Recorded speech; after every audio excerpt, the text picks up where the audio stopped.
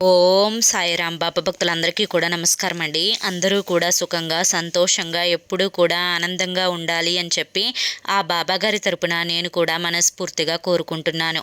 ఈరోజు బాబాగారు అందించే సందేశం ఏంటి అంటే కనుక, తల్లి 3 రోజులు చాలు, ఉదయం లెగవగానే ఈ చిన్న పని చేస్తే 3 రోజుల్లోనే 89 లక్షలు నీకు వచ్చి పడతాయమ్మా అని చెప్పి ఏదో తెలియని సందేశాన్ని ఈరోజు బాబాగారు మనకు అందించడానికి మన ముందుకు వచ్చారండి.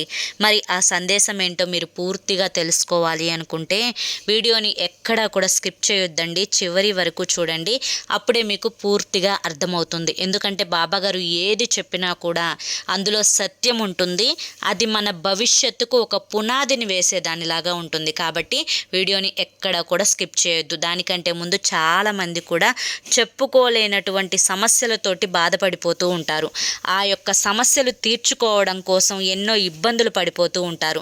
అటువంటి వారి కోసం శ్రీ షిరిడి సాయిబాబా ఆశీస్సులతో జ్యోతిష్యం చెప్పబడును. గురూజీ శివరామరాజు గారు. Phone number 9959422552.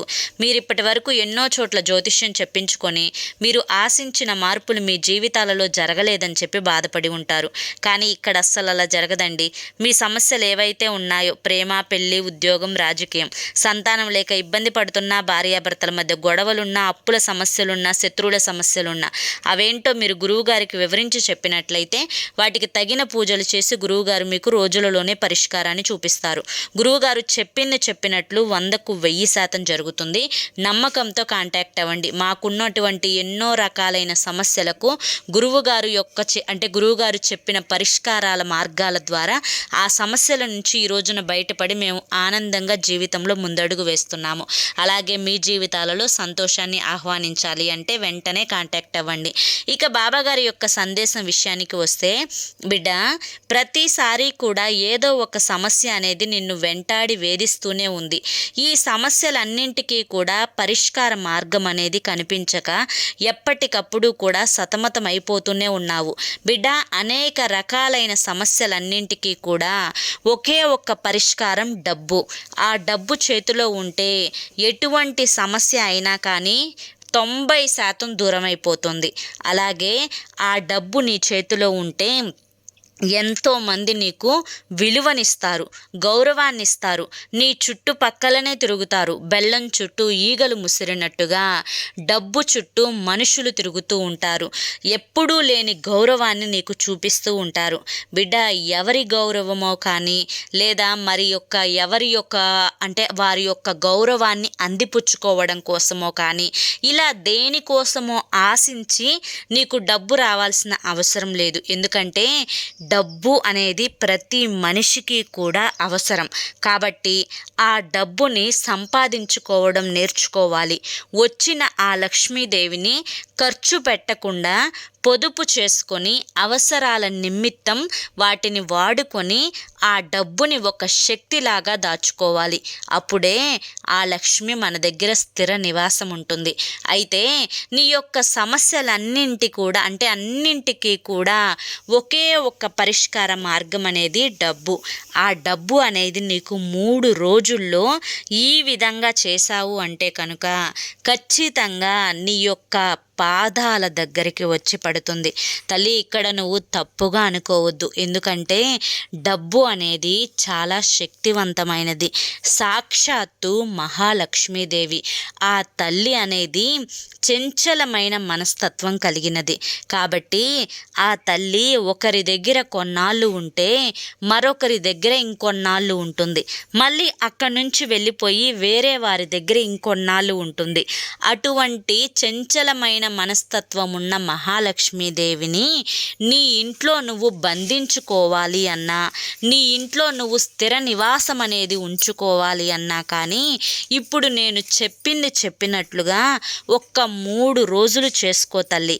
ఒక్క 3 రోజులు ఈ విధంగా ఉదయం లేవగానే నేను చెప్పిన ఈ చిన్న పని నువ్వు చేసుకున్నావు అంటే కనుక నీకు డబ్బు అనేది అలా వస్తూనే ఉంటుంది.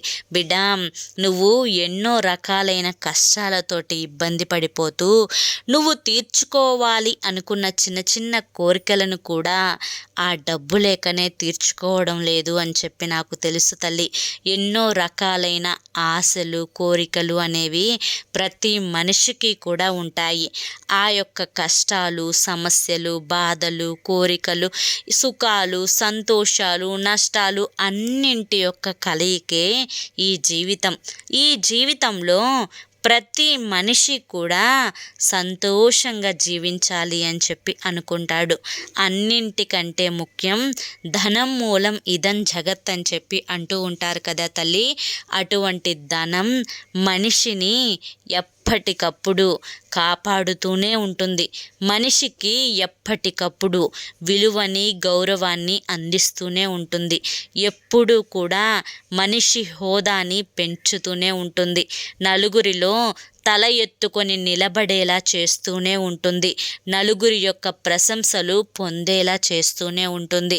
కష్టమైన నష్టమైన ఆపదైన అనారోగ్య సమస్య వచ్చిన అన్నింటికి కూడా ఆ డబ్బుతోనే అవసరం ఉంది. అయితే ఉదయం ప్రతిరోజు కూడా బ్రహ్మ ముహూర్తంలో లేవగలిగితే, ఒకవేళ లేవలేకపోతే నువ్వు ఎప్పుడు ఎన్నింటికి లెగుస్తావో అంటే 10 గంటలకు 11 గంటలకు 12 గంటలకు కాదు తల్లి, సూర్యోదయానికి ముందు నిద్ర లేవాలి అని చెప్పి గుర్తుంచుకో. ఈ విధంగా సూర్యోదయానికి ముందు నువ్వు నిద్ర లేచిన తర్వాత చక్కగా ఉదయాన్నే కాళ్ళు చేతులు కుదిరితే స్నానం చెయ్యి. ఒకవేళ స్నానం చేయడం నీకు కుదరలేదు అని చెప్పి అనుకో, అటువంటప్పుడు చక్కగా కాళ్ళు చేతులు మొహాన్ని కడుక్కొని ఇప్పుడు నేను చెప్పే ఈ మంత్రాన్ని 2 అరిచేతులు చూసుకుంటూ 3 సార్లు 3 రోజులు చెప్తే చాలు. ధనాకర్షణ యొక్క శక్తి అనేది నీ వైపు కలుగుతుంది.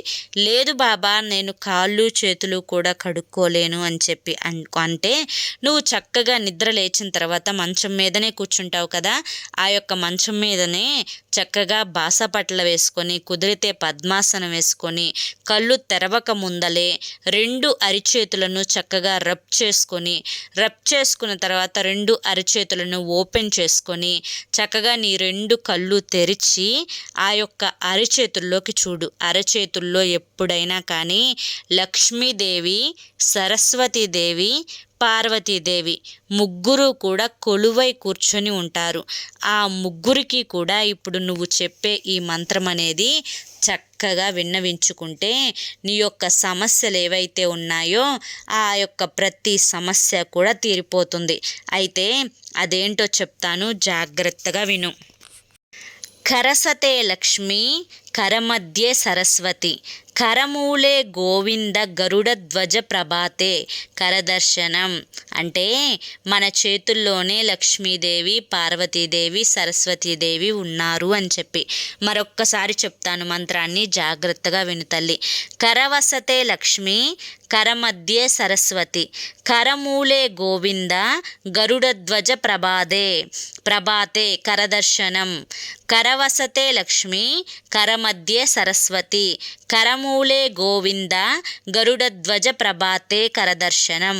అర్థమైంది కదా తల్లి? ఈ యొక్క మంత్రాన్ని నేను ఇప్పుడు స్క్రీన్ మీద కూడా రాస్తాను, జాగ్రత్తగా చూసి చదువుకో. ఒక్కసారి చదువుతాను, జాగ్రత్తగా విను తల్లి. కరవసతే లక్ష్మి కరమధ్యే సరస్వతి కరమూలే గోవింద గరుడ ధ్వజ ప్రభాతే కరదర్శనం. ఈ యొక్క మంత్రాన్ని ప్రతిరోజు కూడా ఉదయం నిద్ర లేచిన తర్వాత కళ్ళు తెరవక ముందే నీ 2 అరిచేతులను చక్కగా రుద్దుకొని ఆ అరిచేతులను తెరిచి తరువాత నీ 2 కళ్ళు విప్పి ఆ అరిచేతుల్లో చూసుకోవాలన్నమాట.